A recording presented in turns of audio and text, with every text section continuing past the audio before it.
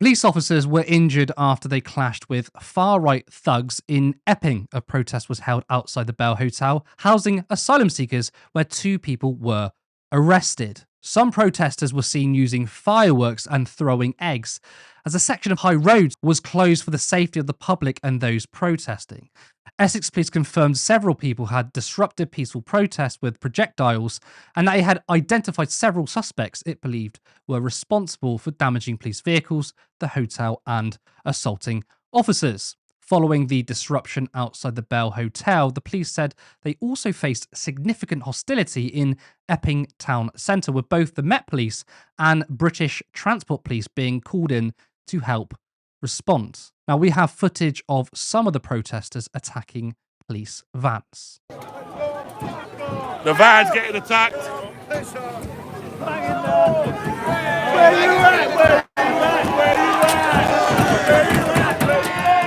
She stalled it. She can't get out of here. Smash it! Smash it! The back door's open.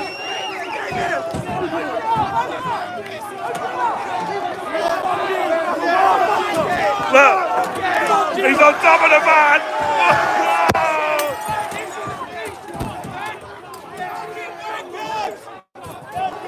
Guys, we are right in the thick of it here. We are right in the thick of it here.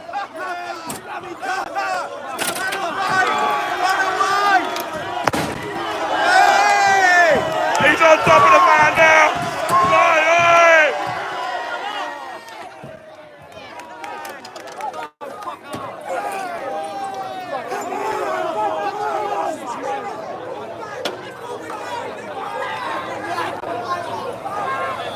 Guys, this here is absolute mental.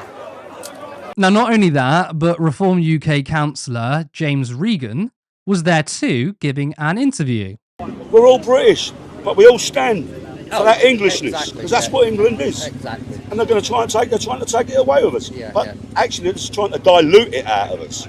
That's more like it. I think the biggest problem is white people, for want of a better word, British white people in power, creating. They're corrupt. Correct. That's not in power. That's in corruption. Yeah. They're not powerful people. They're corrupt people.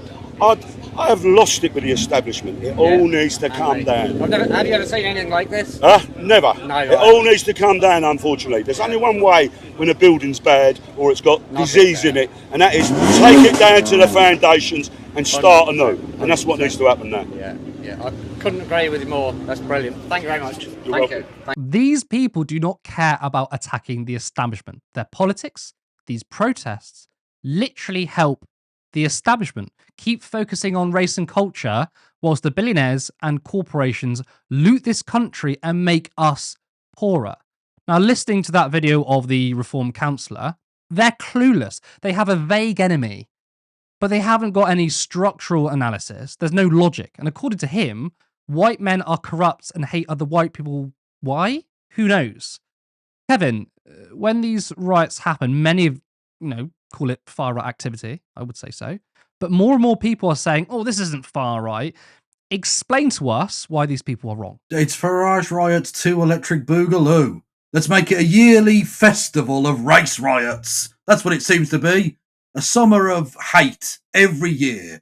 Farage and his ilk, and I think you saw that from the Reform councillor there, talking about diluting it out of us. What is this but great replacement theory type stuff? This is just straight up Nazi bullshit from start to finish. The idea that this isn't a far right thing is absurd. These are the people that claim to support women and girls. You'll never see them, say, rioting over the fact that a former Tory Home Secretary and former Tory Prime Minister, Theresa May, lost a dossier of information about the Westminster paedophile ring. That was just ignored. That's fine. You don't ask questions about that. That's fine. Absolutely fine. The number of Conservative members of Parliament, and indeed Labour members of Parliament, who've been done for sex crimes. Again, this isn't really even looked into. You won't see anyone breaking into a Greggs or a Sports Direct and stealing a tray of, steak bakes or whatever on that basis. It's only when an immigrant does something or is claimed to have done something that anything happens like this. We had the same problem in Northern Ireland very recently. It's a grotesque abuse of the goodwill, I think, of a lot of people who do want to protect people from crimes, be it crimes done by white people, crimes done by BME people, crimes done by immigrants, crimes done by people who were born here, whatever. When these right-wing idiots turn up for a row, it's the same football hooligan idiocy that you see all the time. And of course, we have to say we condemn the attacks on the police, because attacking the police is always bad in all situations. Honestly, fash on fash violence, I don't care who wins, everyone wins. The police also showing their true grit and determination there. When a relatively small group of people kick off, they drove away. So who's to protect the denizens of that city and that place? Epping, by the way, the final stop on the Central Line. A fact I definitely knew before looking into this story. Honest. It's really depressing. It's really depressing. Nigel Farage and his ilk have again started more race riots year after year. He's a cancerous carbuncle. When he talks about the corruption, the councillor there, when he talks about corruption, he needs to look in the mirror, because his soul has been corrupted by his right-wing hateful politics. Of course, when people link the first riots to Nigel Farage, which polls show, by the way, a lot of people believe that. It's not just the lefties saying that. They'll say, they'll claim plausible deniability. We have nothing to do with these riots. We just saw a video of a Reform councillor. He's at the protests / riots. He's talking about the country being diluted, right? You cannot say Reform and these riots are separate. They're not. They're linked in a way. Yeah. And I also wanted to push back to people who say, because there's so much, I hear it so often now, when we say, look, these are far right thugs, and then they go, is it far right to care about children? Because obviously they make it very vague, right? Well, of course, everyone cares about kids. The point, though, and you kind of alluded to it, right?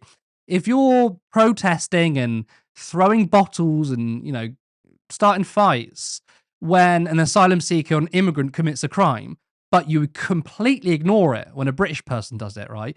Your interest is not about the crime itself and protecting kids. It's so you can say, look how bad these people are. If you cared about the crime, you'd be angry no matter what. Now, for me, I don't care. You're black, you're white, you're British, you're not British, you're an asylum seeker, an immigrant. I don't give a fuck. If you're decent, I'm with you. If you're a piece of shit, then you're a piece of shit.